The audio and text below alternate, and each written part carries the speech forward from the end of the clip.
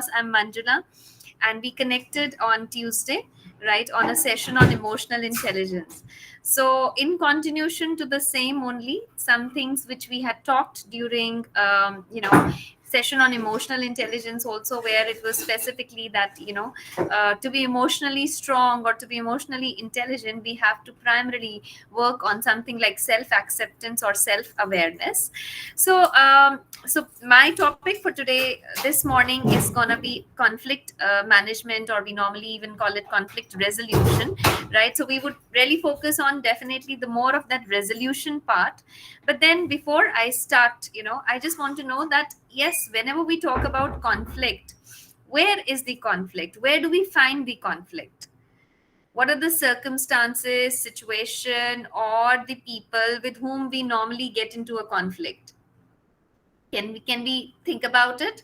I mean, of course, conflict reasons can be different. It can be some sort of misunderstanding. It can be some sort of what compatibility issues. Primarily, yes, it is more of misunderstanding only. But then, from where does the conflict start? What is the initiation? What is the starting point of a conflict to take on? Any ideas? Any guesses? You can definitely use the message box. I'm really glad to receive, like, those morning greetings also. So simultaneously, now I would even request, if we can keep using the message box. Where is the conflict? That's the question. Okay, great. Helena ma'am, a very good morning. And you say, okay, it's the ego. So, okay, again, I'll be with that similar mode only, asking a lot of questions. So, whose ego is it? Is it the individual who is facing the conflict, or is it the person who's creating the conflict? Whenever, okay, Umangji says, whenever people disagree over their values, motivations, perceptions, and ideas, then definitely that becomes a reason for conflict. And in fact, now this is again in continuation to our discussion last time, which where it was that when we talk about our emotions, or something which is more kind of personally related to us, then it is primarily our values, our motivation, our again, perceptions and ideas, which specifically I feel that they belong the most to me, right? It's my perception, it's my value of life. And whenever there is a kind of a misunderstanding or any sort of gap creating there, a gap developed there, then that becomes a reason for conflict. So going back to what Helena ma'am had written, ego. So who's carrying this ego? The person who's facing the conflict, or the person who's creating the conflict? Whose ego is it?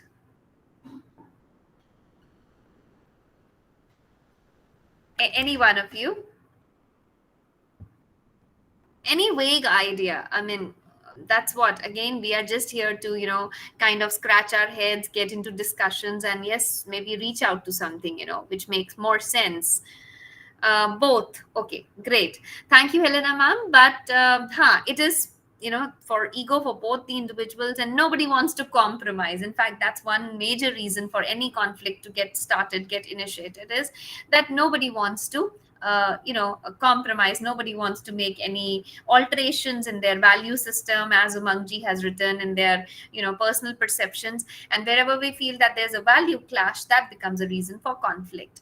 So definitely conflict, which we can now strategize, or we can differentiate into two prime categories. One is intra conflict. Going slow. Okay, intra conflict. And the other will be inter conflict. So first and foremost, let's try figuring out the difference between these two categories of conflict. The first one is intra conflict, and the second one is inter conflict. So what do we understand by this intra conflict? Any one of you? Intra conflict. Any guesses again? Any vague idea that we have about, okay, this must be intra conflict, and then there is this other category of conflict which is known as inter conflict. Okay, great. Umangji's writes refer to conflict between two or more members of the same group or team. So that, yes, that would be inter or that would be intra, Umangji. Of course, that's absolutely correct. That is intra. Okay. Then what would be inter conflict? Or anybody having difference of opinion also. Of course, Umangji is sharing his opinions with us, but anybody who has difference of opinion, ki nahi, nahi, in what I understand, intra is this and inter is this.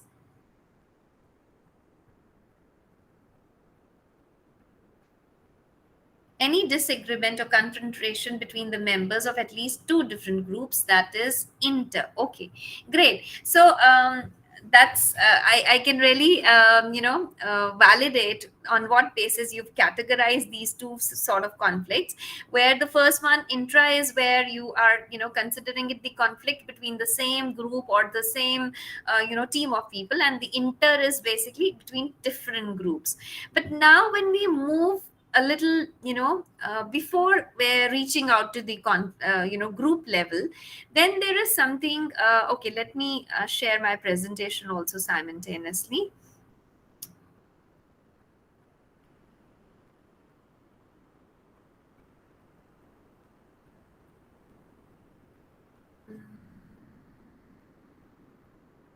Yeah, it's little slow at my end, so you'll need to bear with me and keep up your patience, please. Okay, now I think.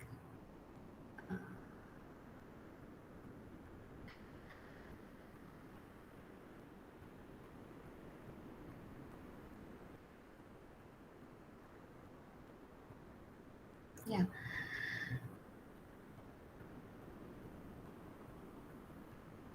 uh, Manisha ji, am I able to share my presentation? Is it visible? Yes, ma'am, visible. It's visible. Oh, great. Okay, okay. So that's our purpose for joining in at this session this morning, where we wish to transform conflict into collaboration. Right. As I said, that's the agenda. And right now, we've just kind of, started scratching our heads or thinking about that. From where does this conflict initiate? So we got responses like it's primarily a value clash, or maybe difference of perceptions, or maybe due to egos. Then I said that yes, we need to categorize our conflict into two prime categories, which is intra and inter conflict. So now let me take you to something which is similar to. It's really slow. I think my second slide is visible, where there's a small boy and something written over it. Manisha ji, is that slide visible? Yes, ma'am. Okay, great. So this slide which reads that when you walk around with a long face, this is called conflict, right? So now I now need your responses that yes, this conflict where you have those kind of what disturbed looks, or maybe altogether a kind of a lost or a chaotic appearance, right? With your face kind of dropping down longer, your eyes getting broadened, like, and maybe your nose also kind of swelling up. So whenever it is like you appear to be little abnormal, or maybe yes, you appear that yes, you're in a chaotic state.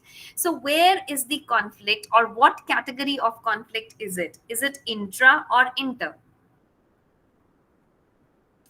Any one of you, if you could unmute yourself and speak up. I'm really sorry, the concern is that my this sharing part is taking a lot of time, so I when I start sharing my content, I get disconnected from the main screen, where I can see you all and I can see your responses in the message box. So now my question is that when this is the situation, when you appear to be somewhere more lost or in a chaotic state, so where is the conflict, or what category of conflict is it? Is it intra or inter?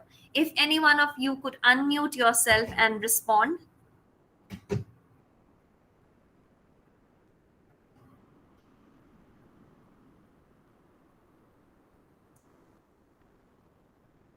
Because yes, I'll not be able to see the message box, please. That's my limitation right now.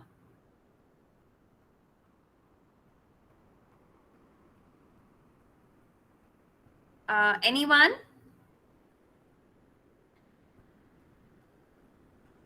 Okay. Okay, Manisha ji, are there some responses in the message box also? I I There's feel somebody. it's intra. It's Indra. Wonderful, ma'am. Thank you so much. I'm really glad. Yeah, this is that intra conflict. So, of course, I think Umesh sir had shared his views related to intra and inter conflict, and particularly, I could really understand that Umesh sir, you were kind of Umang sir. Sorry, not Umesh. Umang sir, that yes, you were trying to differentiate between intra and inter on the basis of the group, right? If it's a similar group, then it was maybe an intra conflict, and if it was like between different groups, then it was an inter conflict. But then first and foremost, this intra conflict starts from self, starts from within, right? Now, as it is, this kind of a facial expression which actually kind of showcases that there is something going wrong, there is some disturbance prevailing. But with whom is that disturbance prevailing? Again, if you can unmute yourself, or maybe I'll stop sharing. With whom is that in disturbance prevailing?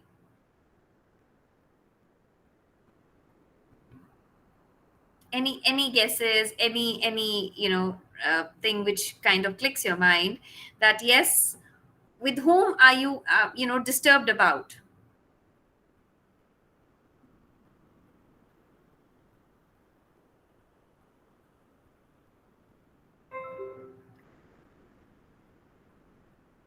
Ma'am, we do. Can we check the chat box? We do have two responses, one by Vinita ma'am and another by Umang sir.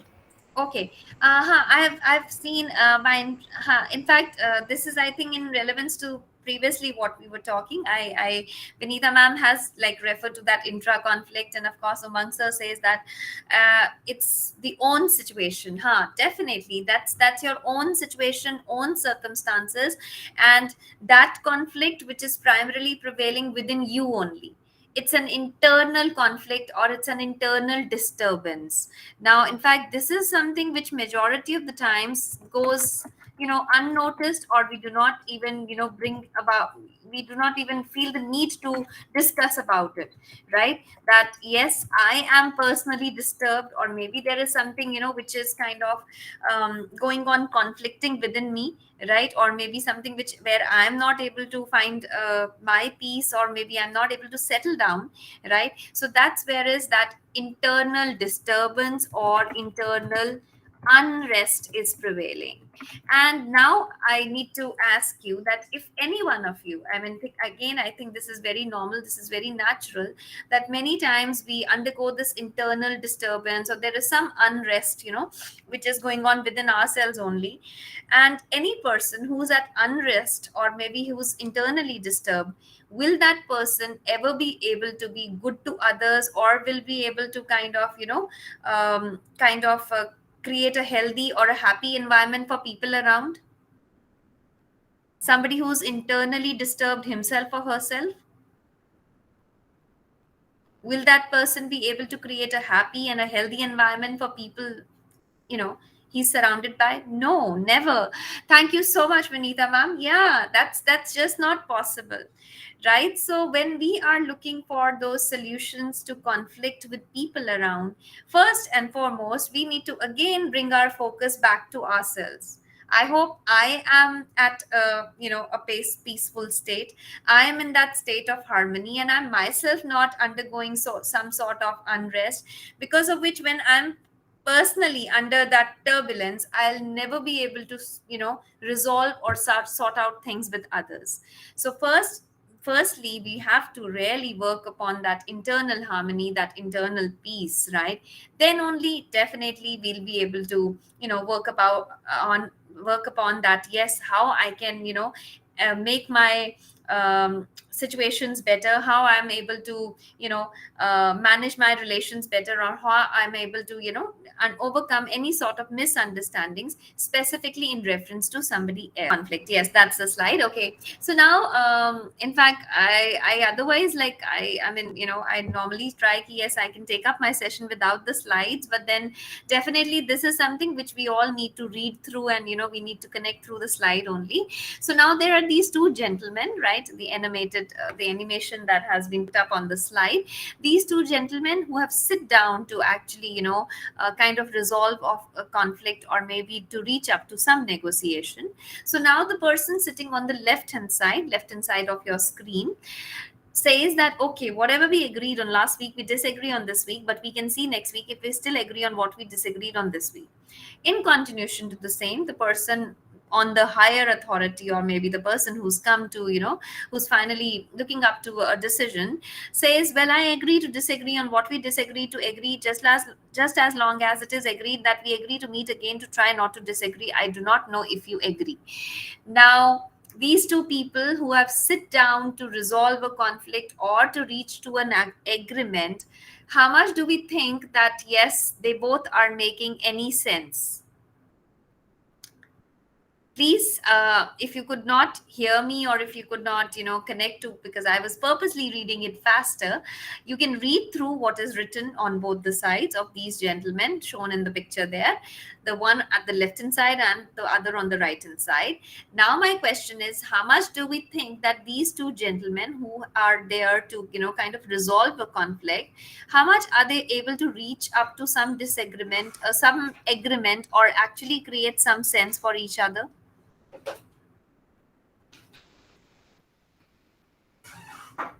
I think I'll come back to the main screen again.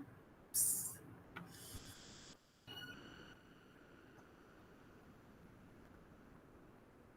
taking a lot of.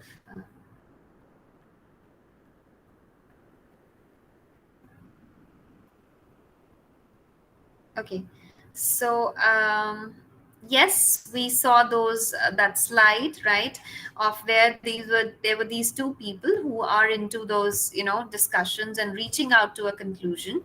So now I need to understand how much were those two people actually making sense, or they were able to reach out to some agreement or some mutual consensus. Was it happening or was it not happening?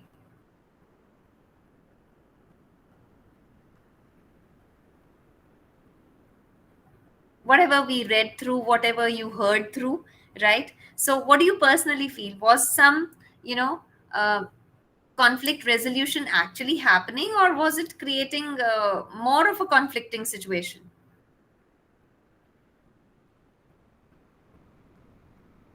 Any one of you? It seems more conflicting. Yes, Imam Haji. I feel it seems more conflicting. It seems more conflicting, so true. So why do you feel so, ma'am? What was the, the gap prevailing, or what kind of, made you feel that? The second person is saying something like Huh? the I do last not. statement. I disagree on the agree, Yes. Yeah. and we agree. After that, we make some decision if we meet True. next time. So True. there is conflict in that situation. True, true, true. Perfect. Thank you so much, Indu ma'am, and I'm really glad that you could kind of unmute and connect. So, both these people, I mean, in the conversation, they are primarily kind of repeating two words. Can any one of you now, think about, recollect? Of course, I've already put down that slide, so it's very difficult to kind of, remember what was the discussion happening. But then, can we recollect what were those two words which were being repeated time and again?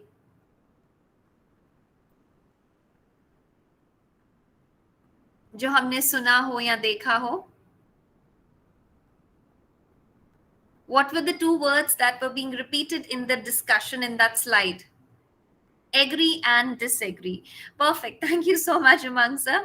So, yeah, agree and disagree. And I believe what was happening between these two words was primarily a lot of conflict, a lot of chaos, where there was a total confusion whether to agree or to disagree. right? So yeah, thank you, Ruby ma'am. So that's what, I think majority of the times when we talk about, a conflict or something which is, chaotic, or a kind of a misunderstanding, the real reason, the real root cause is that we are not able to reach out to a, a kind of a conclusion, or to finalize the, the judgment, whether to agree or to disagree. And wherever this, contradiction keeps prevailing, then definitely that's the reason for the conflict to prop up. Okay, now we would watch a video, and this video is from, I really hope, yes, it works also, because the kind of net connectivity I'm having at my end, I'm really not sure how it's gonna go. But then this video happens to be from a similar situation of an educational institution. So I really believe that if we are able to watch out the video, we'll be able to connect with the situation, and then we'll start the discussion. Moral police at a women's college in Bhiwani. The college has banned girls from turning out in jeans and tops. The principal of the Adarsh Women's College says jeans and tops should be avoided because they're all Western dresses, and these Western outfits distract students from their studies and invite eve teasing. The college has also banned the use of mobile phones. The National Commission for Women has slammed this diktat, and it has demanded action against the principal. भारतीय परंपरा के अंदर बच्चों का विकास होगा, तो natural western test जो है उसके ऊपर बैन लगा हुआ है। जिस के लिए इसलिए बना क्योंकि टॉप शॉट जो है वैसे बच्चे अट्रैक्शन ध्यान में उनके ऊपर ध्यान जाता है, जो अच्छा नहीं लगता। बच्चे क्योंकि टीनेजर हैं अभी, उसको एल्योर करती है मॉडर्न दुनिया, तो कई बार मिसयूज करते हैं, इसलिए हमारा मोबाइल के ऊपर भी बैन है। एक्चुअली लड़कियां हैं, लड़कियों को लिमिट में रहना चाहिए। तो जो लड़के हैं वो उनको इस नजर से ना देखें कि इन्होंने इस तरह की ड्रेस पहनी हुई है, ताकि वो पढ़ाई भी अच्छे से कर सके। इसलिए उनको ड्रेस थोड़ा सा देख के पहनना चाहिए। जींस टॉप पहनने से ये नहीं होता कि कोई क्राइम नहीं होगा, लड़के नहीं छेड़ेंगे। छेड़ना जिसको है, जिसको बदतमीजी करनी हो, तो सलवार कमीज में भी करता है। मेरे ख्याल से पहनावे से कुछ नहीं होता है। सरकार को भी चाहिए कि ऐसे इंस्टीट्यूट्स जो लड़कियों पे इतना बंधन लगाए कि वो जीन्स पहने और टी शर्ट्स नहीं पहन सकती हैं, जीन्स और टी शर्ट्स। मैं समझती हूँ कि ऐसे केसेस में सरकार को कॉलेज प्रशासन या प्रिंसिपल के खिलाफ कोई ना कोई एक्शन लेना चाहिए।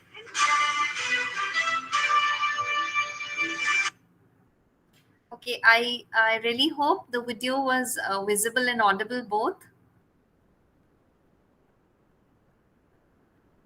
Yes, Manisha ji, the video was able to, we were able to kind Yes, of. yes, ma'am. Yes, yes. Great, great. Thank you so much. So luckily, this happened. Okay, so now I can close this video before, we got disconnected. And that video was about this Adarsh Bhiwani College, the Adarsh Women's College in Bhiwani. And there was a decision taken up by the, the college management, in lieu of the change of the dress code of the girl students, right? That they were suddenly told that they could not wear any Western clothing, and even there, it was a decision that they were even kind of, restricted on the usage of mobiles during the college hours.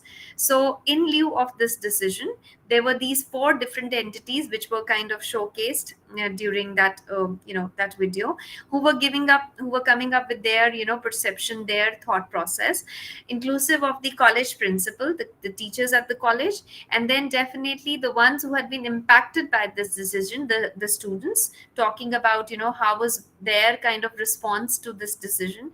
And then simultaneously there was a social activist, right, where she comes in and says that yes, maybe this decision was not appropriate, and the government needs to take up action against such institutions.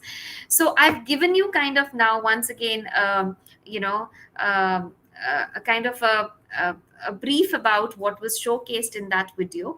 Now any one of you who would like to speak up with respect to any one entity who were shown in this video, it can be either the principal or the teacher or the student or the social activist. So whom do you think that yes, who was the most appropriate one, who actually took up the right decision, or in whose favor you would like to speak up? So with whether you want to speak up in favor of the the principal or the school teacher, sorry, the college teachers, or the college students, or is it the, yes, the social activist? In whose favor would you like to speak up now? And then what would be your basically uh, you know uh, the thought process, or what will be your justification in lieu to the whatever statement was given either by the principal, teacher, student, or the social activist, any one of you. You can even definitely type your messages as well.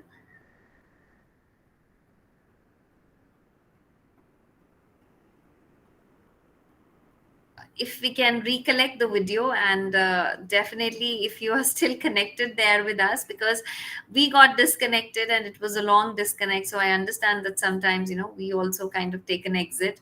So if you're still there, right, and if you can recollect upon what was the video showcased, any one of you who would like to give your verdict to it.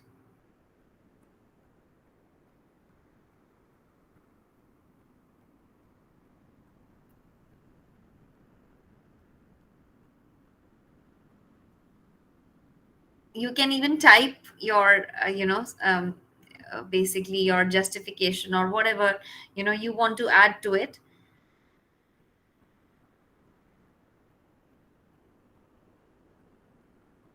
I believe maybe situations changed at your end also. Okay, great. Umang sir, you're still there, and you and Vinita ma'am definitely happen to be a very strong source of hope that yes, there are still few people who are not only connected, but then they are listening also, paying attention also, and then they are responding as well. So Umang sir says that yes, you would like to speak in favor of the principal of the college. Vinita ma'am, not particularly in any favor, but instead they could have suggested uniform mandatory. Okay, so that's your basically viewpoint, right? So that's Vinita ma'am's viewpoint. I think she's already kind of shared what she feels. Umang sir, if you are speaking in favor of the principal of college, would you like to add something more to it, some more justification or some more validation to it? Why the principal of college?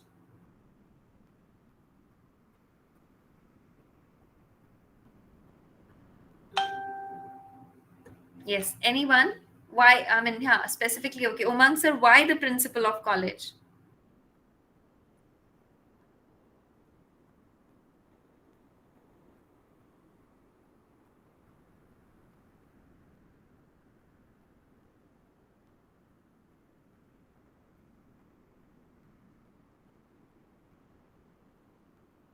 Okay, I am still waiting, Umang sir, and I'm hopeful that maybe you're typing something there at your end. So, anyone else? Like, of course, as I said, what was showcased in the video was that this was a decision taken up by the college management, that there has to be a restriction imposed on the Western dressing of the girls, right?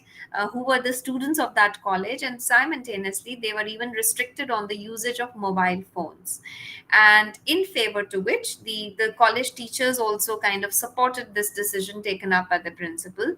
But the students were definitely not in favor, and they felt that this was not the right decision. And in fact, one of the student even kind of came up with her justification that if somebody has to eve tease the girls, they can even do it even when they are in Indian dressing also.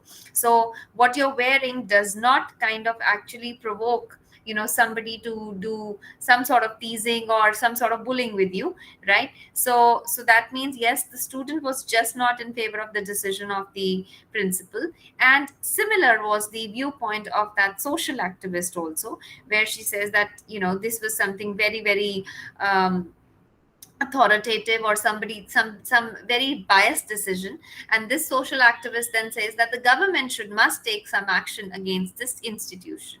So all these four different separate entities who were into the discussion, I want to understand what was the root cause of the problem. What was the root cause of the problem, Umang sir? Okay, so you're saying because the principals are they take care of the students lives, so definitely if such a decision was taken up, this was under that complete thoughtfulness, or maybe out of concern only, that yes, we have to keep our students safe, right? So I really consider your viewpoint, sir, and similarly Vinita ma'am's also. But now my question is, what was the problem? What was the reason of all this, all this new decision being taken up, and then definitely getting that retaliation from the students? Why this decision was taken up? What was the problem? What was the issue? Any one of you, if you can recollect.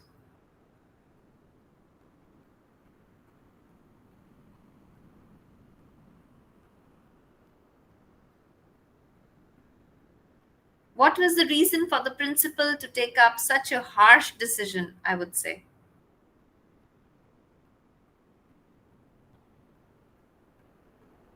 Anyone?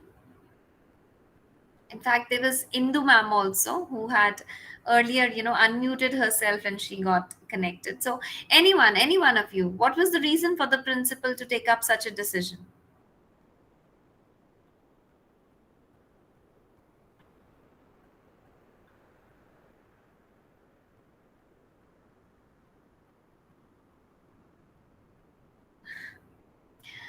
Okay. Still keeping up that hope and believing. Oh, okay, Vaishali ma'am, and oh, God, wonderful. Thank you so much. I got some, I think it's only the delay at my end only where I'm not receiving your responses immediately. Okay, so Vaishali ma'am says that yes, as per the principle, Western clothes attract the attention of men, and as per the articles in newspaper. So okay, that's why she felt that maybe if we change the dress code, if we change it from Western to Indian, maybe things would be different, and altogether they'll be able to, as Garvardhan ji says, we'll be able to keep up more strict discipline, ensure strict discipline at the college, right? And similar is Niveta ji's viewpoint, also opinion as well. But again, whether it is discipline, or is it that yes, the principal felt that the uh, the boys or the men were getting attracted towards the women. So were the girls were the reason of the problem? Were the girls creating the problem? Who was creating the problem, because of which the discipline also was being shaken up? Who was creating the problem,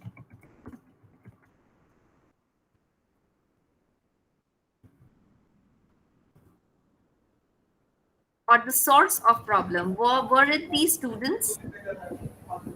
Yes, Actually, Indu ma'am, Hanji, ji actually ma'am. principal yeah, principal think that misusing of mobile is there.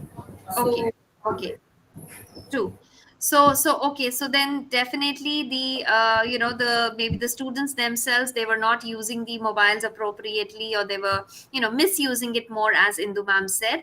And then Vinita ma'am says that maybe the source of problem was the area, right? Maybe the surroundings, the environment around. And okay.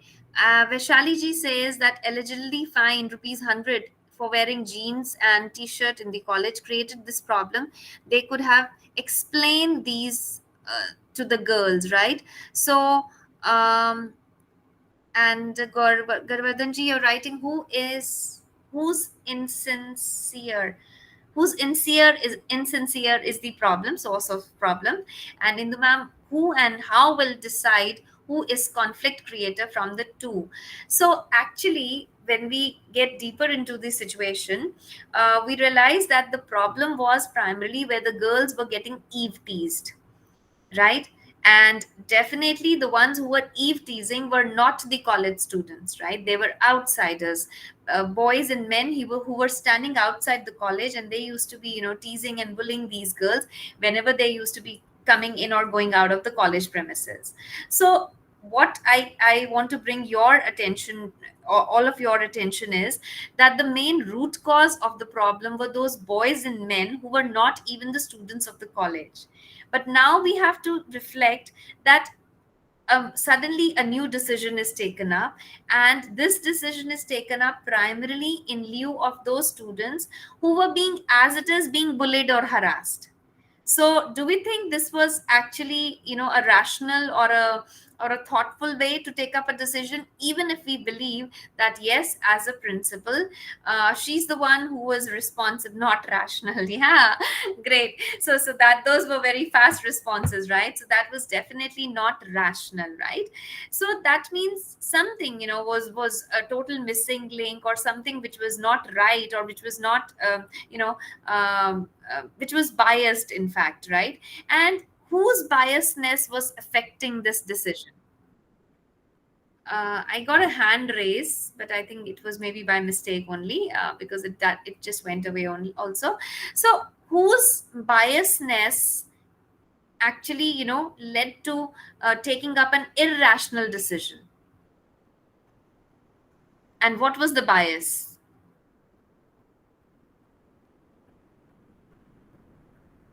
Whose biasness led to it? Was the principal of the college. Yeah. Now, principal of the college, who herself had her some fixed notions, some fixed, values, and some fixed ways of looking at things, because of which, yes, her concerns were not wrong, as it was initially stated by Umang sir also, that e- as a principal, she was definitely concerned about the safety and well-being of her students. But then maybe her value system was still not, kind of, broadened, or was not kind of, pacing up with the times of today, where she felt that yes, whatever restriction or whatever kind of, new rule has to be imposed, it has to be imposed only on those girls who were actually, as it is, being victimized, right? And the ones who were creating the problem, or the ones who were the real culprits, they were moving around freely. So definitely this was not a rational decision, right? Somewhere, as thoughtfulness, as being concerned for the well-being of the students, the decision could have been taken in a different way, where, as it is, girls who are being victimized, they should have not felt that yes, they are being more kind of suppressed, or maybe they're kind of being dominated by a again, an orthodox opinion, because of which, yes, they were, as it is, absolutely rebellious, or they were not in favor of the decision by the principal. And then simultaneously, in lieu to this, the all the other social activists also joined in along, and they felt that the girls or the students at the college were being kind of uh, they were being hard pressed, or they were being kind of taken over by some mandate which was not rational, or which was not in well-being of the students. So now, very frankly, can we look up to now, when we know the problem is where these students were being eve teased by some boys and men who were not the students of the college. So now, can we think about some different decisions to cater to this problem, some different ways to cater to this problem, rather than imposing all the compulsions onto those girls who were, as it is, being harassed or bullied? Can there be some other way of resolving this problem situation?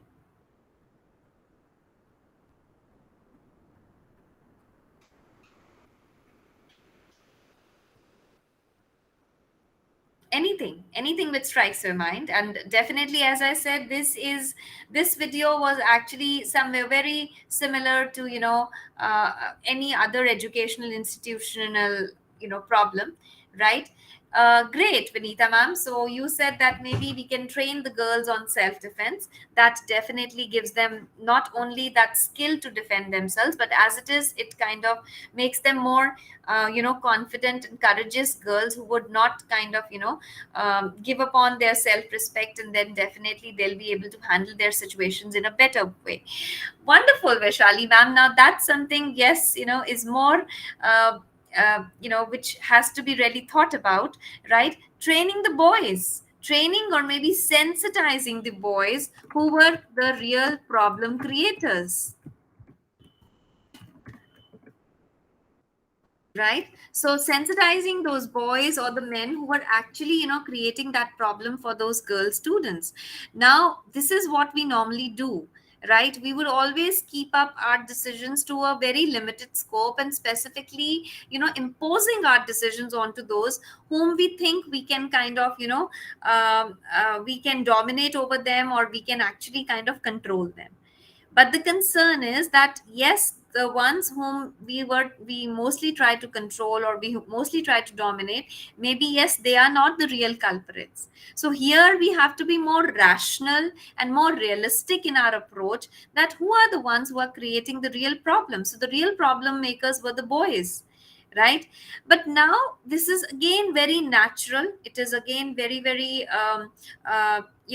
kind of normal, that sometimes when we take up decisions individually, we end up taking biased decisions, right? But then when we have to think about at a more broader level, or need to, yes, look into or the perspective from all different angles, then we have to do something more.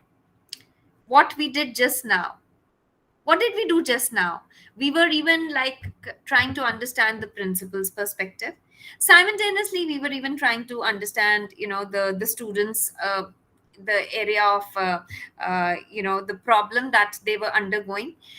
Similarly, we were trying to even understand that what was the problem. So when we were looking into all different perspectives, all different, entities who were involved into a certain decision being taken up, and the impact being created by that decision, what were we trying to do? When we were not just limiting our decisions to ourselves only, but we were trying to understand the perspective of all other people involved. So what is this known as? Have you heard about it before? Anything? When we're trying to connect with the opinion of all other people who are being impacted by a certain decision, what is this known as?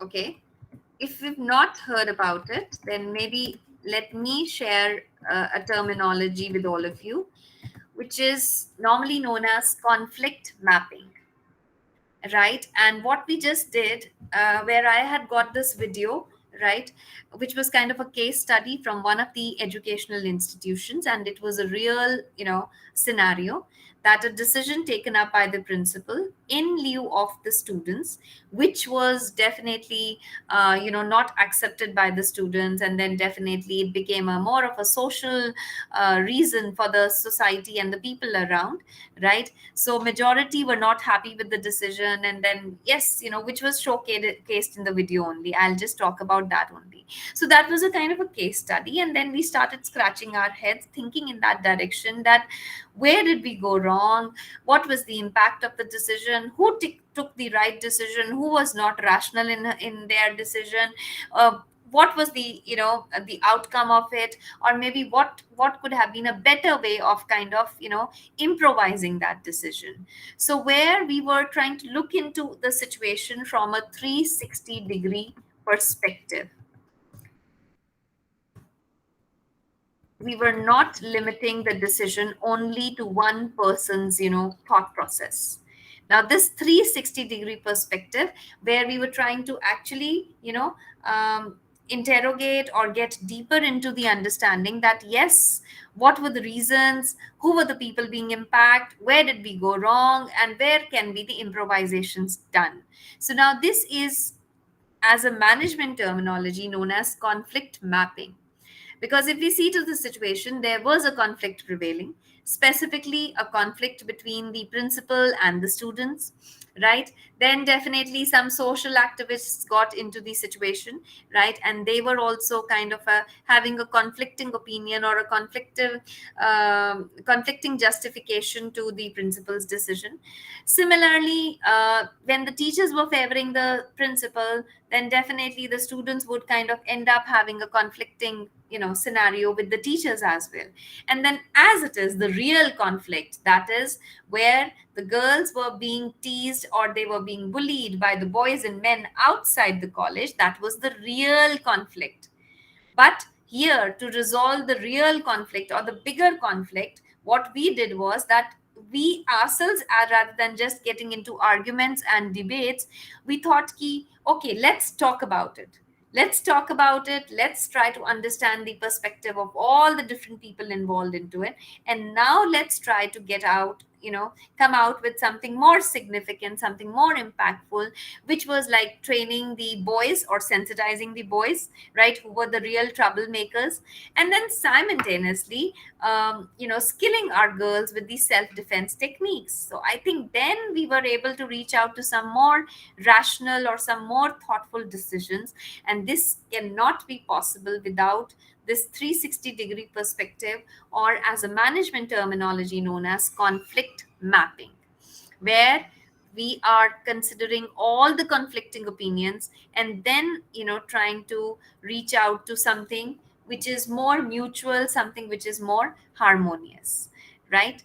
But then again, this was how we were trying to resolve an inter-conflict. Conflict mapping was primarily where we were trying to, resolve a inter-conflict which happened in an educational institution. But what about that? Those intra conflicts from where we started. Intra conflicts, which is due to all those internal disturbances, due to all those, internal chaos going around. Now, very frankly, to resolve any sort of intra conflict, we need, in fact, I'll write it down only because I'm not opening my PPT now. I realize it actually somewhere, creates a connectivity issue. So we'll talk only. So to resolve an intra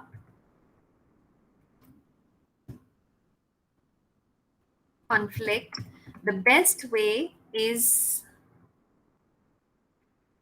achieving clarity,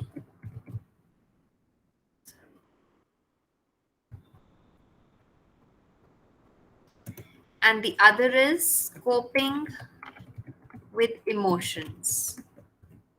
So now can we think about, or can we now again try to understand that who needs the clarity, right? And how do we achieve? Of course, this is okay, this is intra conflict, which is personal, which is happening within only.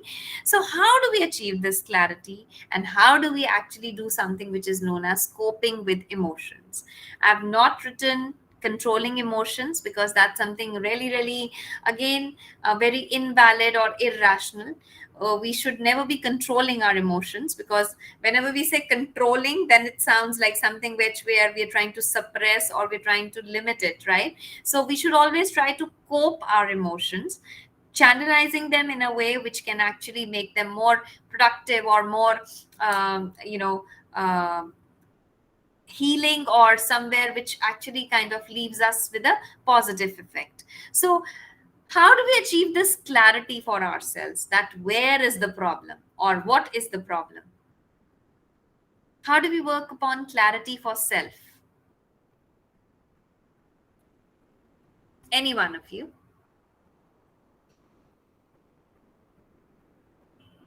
Okay, wonderful. Umang sir, we must honor the conversation our self knowledge is trying to have with us. Wow. Okay, so that's wonderful. I like the selection of words that you've taken up. We must honor the conversation our self knowledge is trying to have with us. So I think now that's also something very interesting, that we all have some self knowledge or self awareness, right?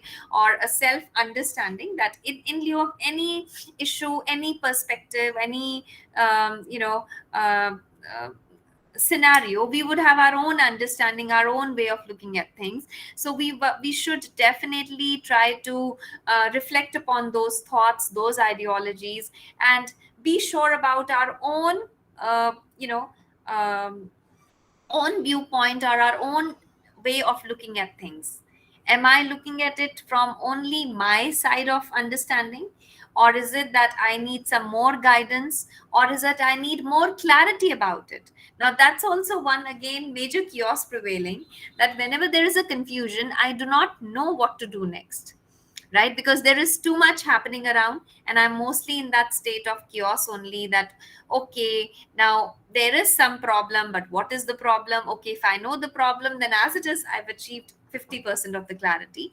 But the next is, okay, when I know the problem, now whom to reach out to, from whom can I get help, from whom can I actually, yes, sit and talk and, maybe, yes, clarify my thought process. And then accordingly, whom can I trust? That's also a big problem, that's also a big conflict, right? I know I am disturbed, I know I need some sort of guidance or direction, but the problem is that I'm not willing to trust. So when I'm not willing to trust, how would I ever be able to get that direction or guidance, right? So now, this is where we need to specifically look deeper within ourselves and find that clarity. Can we now name a few techniques with which we can actually work on that clarity for self? Few techniques.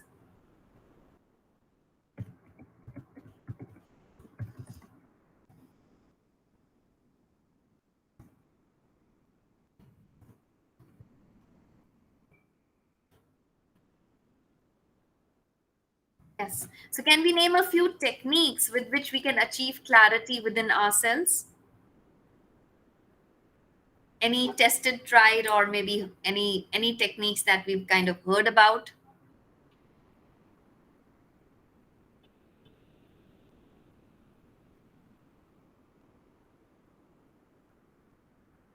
Any one of you? Techniques to achieve clarity within oneself, because today definitely there are multiple things happening, lots of responsibilities, lots of fronts where we have to put our minds and thoughts and focus. So then in that process, definitely majority of the times we feel that I am more lost, or I'm more confused about the things. So how do I work upon that self clarity? Meditation. Wonderful, Indu ma'am. Great. And I really, really hope that this is something again tested and tried in your life, right? Great. Umang sir says managing our stress, find a work-life balance, practice self-care, and move your body. Wonderful. That's something very nice, sir. Moving your body means like some sort of physical activity, and I really, really and thoroughly, support this. Uh, Technique, because it actually channelizes a lot of our thoughts and basically that locked up energy also within inside. So some sort of physical activity, and which has to be part and parcel of our everyday routine. 24 hours cannot be completed without any sort of physical activity. It can be anything, it can be walking, it can be running, it can be dancing. So any sort of physical activity is very, very essential, because as it is now, another major stress in today's scenario is where, yes, we have these sedentary lifestyles, and after certain duration we feel that, yes, I am not able to fix my focus, I'm not able to kind of pay attention, because I have gradually slowed down my thought process. So physical activity keeps you energized, keeps you charged up, and then definitely your brain cells are always in that engagement mode simultaneously along with your body, which needs a lot of coordination and a lot of ways to strike that balance. Having a healthy diet, asking for help. Now this is something, yes, which is very, very crucial, and majority of the times we're not willing to do it, which is asking for help, right? I think the main reason, or all the chaos that is prevailing around, which we normally turns out to be a conflict, is within. The more we have clarity with ourselves, our values, our perceptions, our ideologies, I think we would less end up creating a conflict or maybe fighting with people around. We would be less aggressive, we would be less frustrated, we would be less anxious. That means we would be more peaceful, we would be more at peace, and at least, if not harmony with somebody else, we would at least be at harmony with ourselves. Chetan sir also says, my tried and tested technique is wake up at 4:30, sit silently for minimum 30 minutes, and organize the whole day. Wonderful, sir. Congratulations to you if you're able to do that every day. right? This is something which actually kind of, organizes you, or maybe channelizes you for the rest of the day. When you know that, yes, now this is my time, this is where I am not answerable to anybody else, but I'm just trying to reflect upon my own thoughts, my own ideologies, and then figure out how do I take up my rest of the day, right? So Indu ma'am also says self reflection, deep breathing. Wonderful. Rajkumar, sir, you've raised your hand. I'll be more than glad to hear it from you. Please, sir.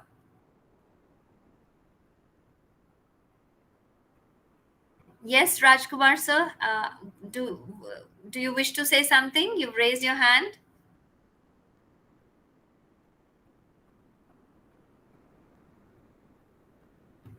Rajkumar, sir, can you hear me? And if you can hear me, you can unmute yourself simultaneously if you wish to say something. Or I believe it was by mistake only.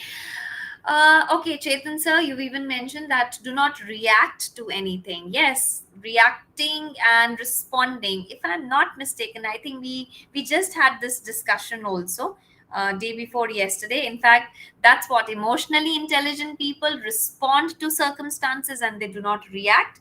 Responding means whatever we have to do or whatever has to be the next action, it's a thoughtful action, right? We take a certain pause, we think about it, and then we resume to our next action. Umang sir says, talk to others, create some space when we are unclear on something. So true. In fact, this is something, which actually gives you that clarity of thought, clarity of, taking your own decision, and then definitely staying strong to your decisions. Now, that's also something very important. Today, there is a lot of conflict. First and foremost, what should be my decision? Next is that, okay, if I take up this decision, what will be the circumstances, right?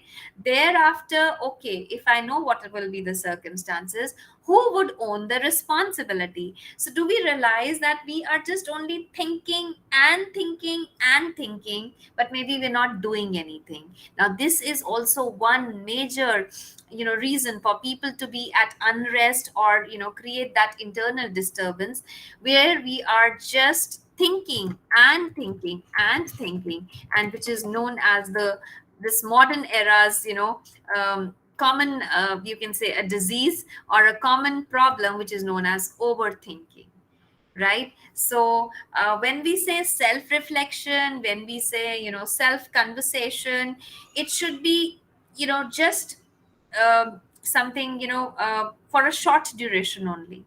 Even that stretched for too long a duration, then it actually turns out to be something which is known as overthinking, and which can be more all the more disastrous, it can be all the more damaging, because when we think, we majority of the times you only think wrong. Let me give you an example. In fact, we are almost on the verge of closing this session only, but one last example that I wanted to give you is that, what do we think? Okay, so we need to have an understanding about this also. 10 different things happen to you in a day, and out of those 10 different things, 9 were good only. I got this clue from Sushil sir's response only, expectation. So 9 things which happened out of those 10 episodes or 10 instances which happened to you, 9 were as per your expectation, as what you were looking up to happen, right? So 9 were good, but only one episode or one instant was which was different from your expectations. So where would you fix your thought? To those 9 good ones, or one which was beyond your expectations, or one which was not good according to you? What would keep coming back to your thought time and again? Those 9 good ones, or one which was not good as per your choice, as per your expectation? Any one of you?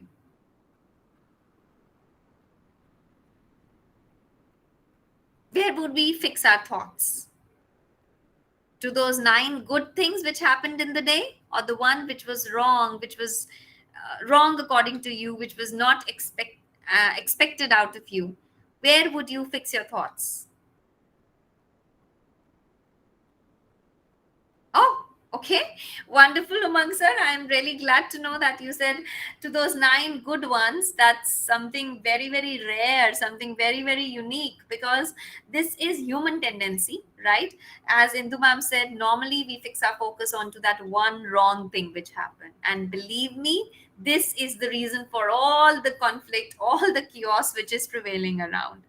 There are a lot of good things happening, right? There is, and when we actually start looking into that, what, how I have been blessed, or what is good happening in my life, you'll really be awestruck to see that, oh, there is actually a lot of good happening in my life.